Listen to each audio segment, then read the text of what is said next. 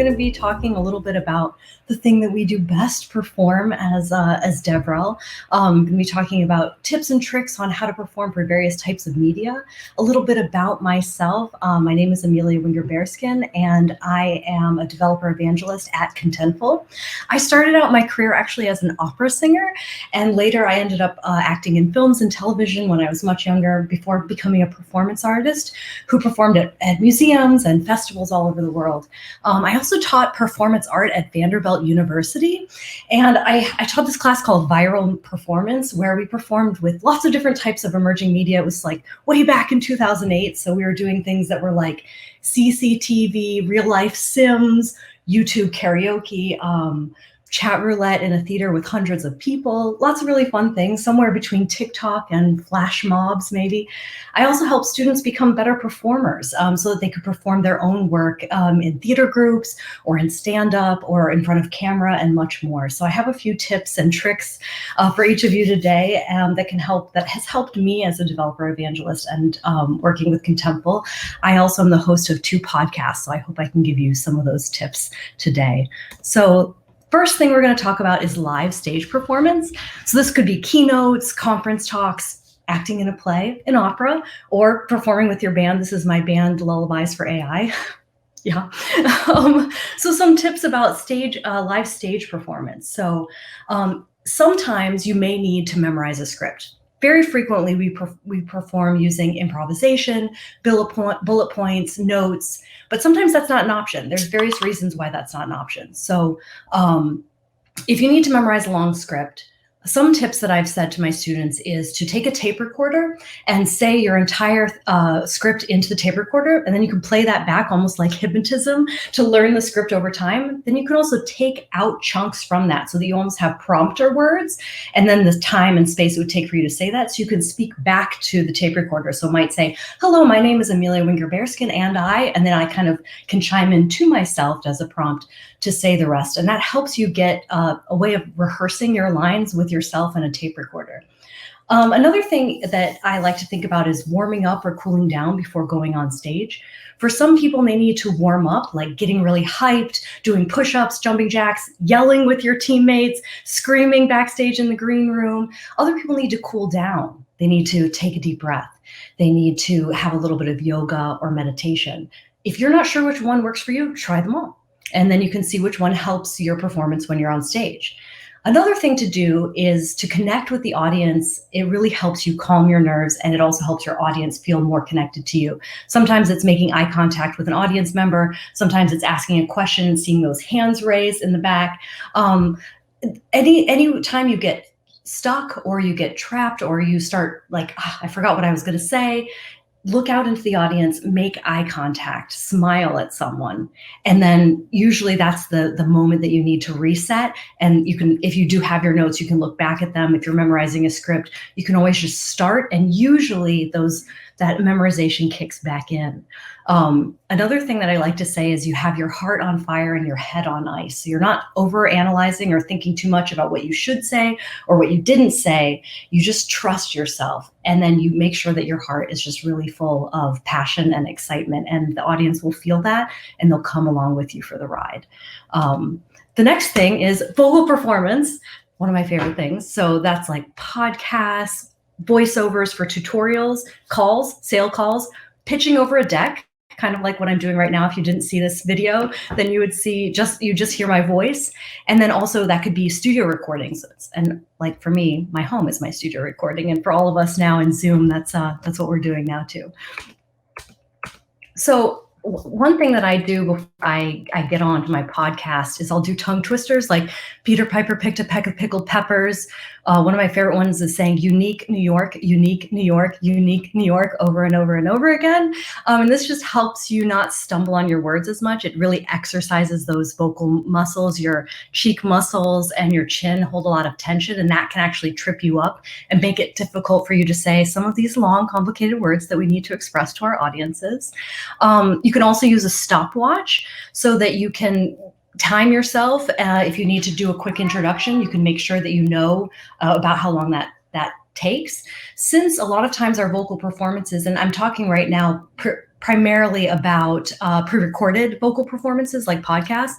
If you find yourself like messing up the words, or you're going to try to say something blah, blah, blah, okay, stop and then go back from what we say from the top, which is usually just the sentence right before.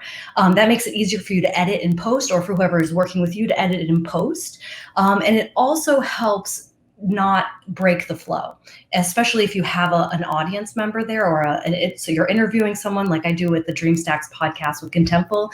It's confusing if I'm like mess up and then just keep going. I'll say, hey, I'm going to stop and do that over from the top and keep going. I also instruct my attendants or my guests to do the same thing. I'm like, hey, if you mess anything up or you say the wrong thing or you think about it later, just stop. Tell me, hey, I'm cutting right now and I'm going to say this again. That way, when I edit, I already know from the horse's mouth what you would like me to do, so that I make sure I represent the best you that I can in post-production. So that's a little tip that I have for my guests and for myself.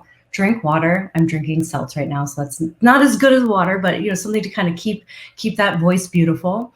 And another thing to do is to try out different registers.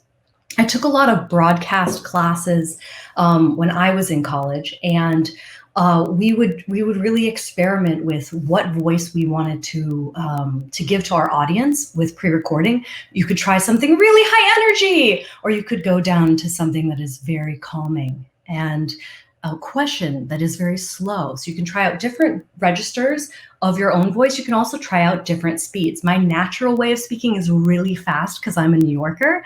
But when I'm on my podcast, I try to take it a little bit slower, because I know people don't have the visual context of my voice, tons of my hand movements. I can't stop moving my hands.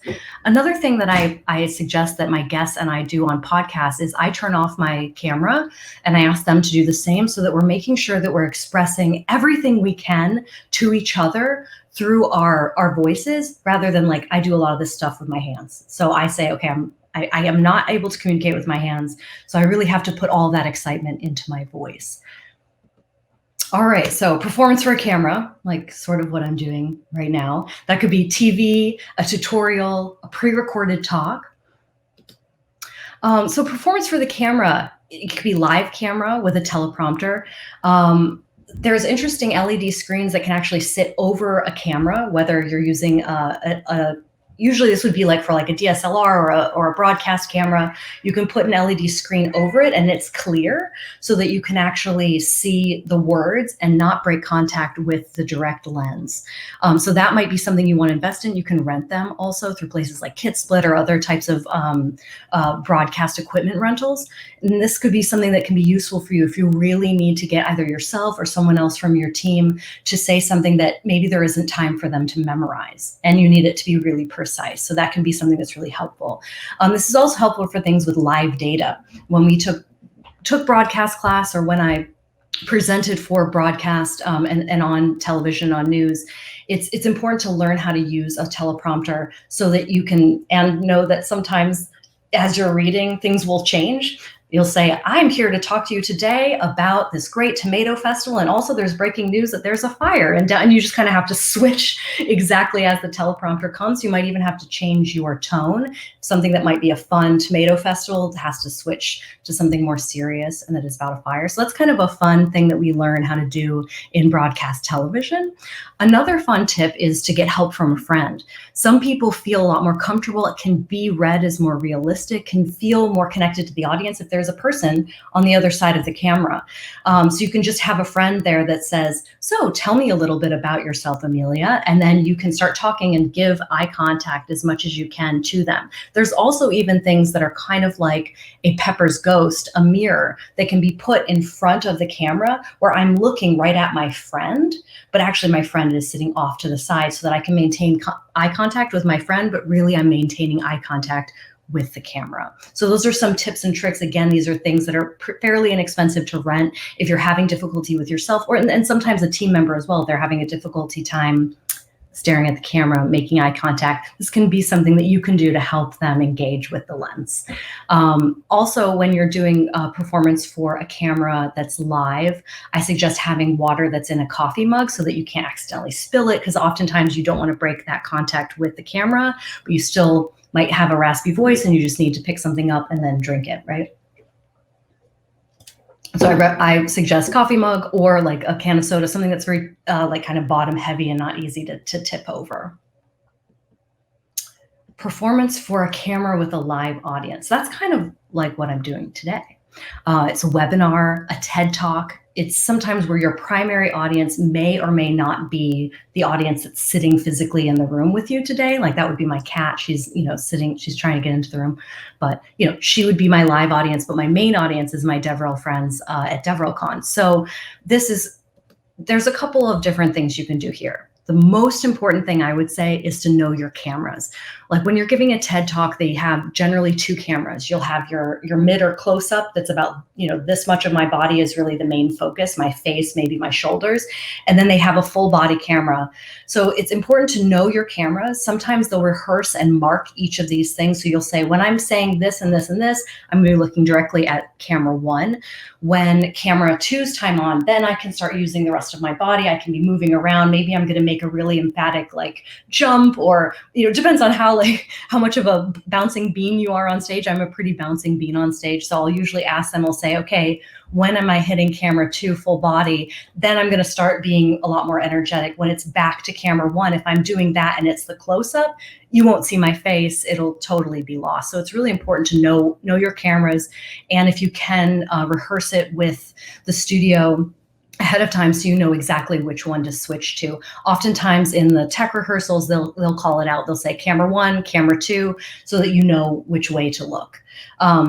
It's also really good to know if any of them are motion shots, if they're tracking you. Some of the TED cameras do track you on stage, so you kind of don't have to worry when it's camera 2. You can just be doing your thing. And you can, at certain times, make eye contact with the audience and look at them, but you really got to keep an eye on your cameras, since that's if that's the more primary audience, you want to make sure that you're engaging, but you're not just looking off at audience members in the eye, because it'll look odd on the close-up camera. It'll look kind of like you're avoiding the audience's gaze. Okay, so there's lots of other types of performance that I haven't covered here, right? There's performing for an insider crowd, like at DevRelCon. You can be a lot more informal. You can maybe say acronyms rather than saying them all out, because you understand this community understands where you're coming from, has a similar background. But sometimes you may be performing for an audience that's non-technical, isn't familiar with what you're talking about. And in that case, I would say try to avoid a lot of buzzwords. If you do have acronyms, contextualize them rather than just say what this means. You don't need to say, you can talk about why an API is important rather than just like the definition, because you need to get people to be excited about why they should be listening to, rather than just, sort of textbook definitions. There's performing through a translator.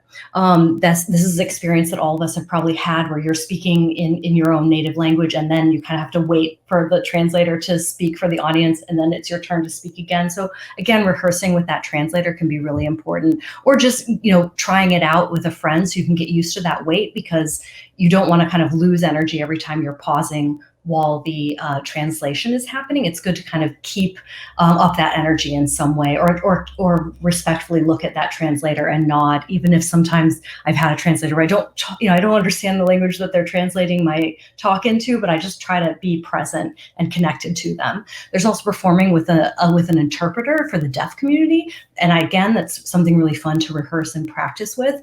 And I think you can get a really great synergy with yourself and the interpreter on stage as well. There's performing on camera live, like for TV, for interviews. There's also performing on the radio live, which is really fun. And it has a lot of those same kind of cues and tips and tricks that would be applicable for, that I said, for the recorded vocal performance, but has just a little bit of twists and turns that it can take. So if you have an opportunity to do that, you can always practice that with a friend. There's interviews that could be either on camera or just radio. That's you talking about yourself rather than maybe talking about the awesome company that you work for. So it might be worth trying that out. Performance through an avatar. This is something that I got to do at VR Toronto this year. Is I got to perform as Amelia the Avatar on Google Hubs, and you can also do it in game environments, and I've done that as well. So it's something to try out. Pick your favorite game environment and see if you can give a little talk, a lightning talk, and try it out. See what that's like. You can also perform in VR. with room scale so that you could really like put your own body movement into your avatar. I would definitely recommend trying that out. It's a lot of fun, and see if you like it. And if you do, that might be a fun place that you can start speaking as a DevRel and having some more experience in that way. So does anyone ever get stage fright?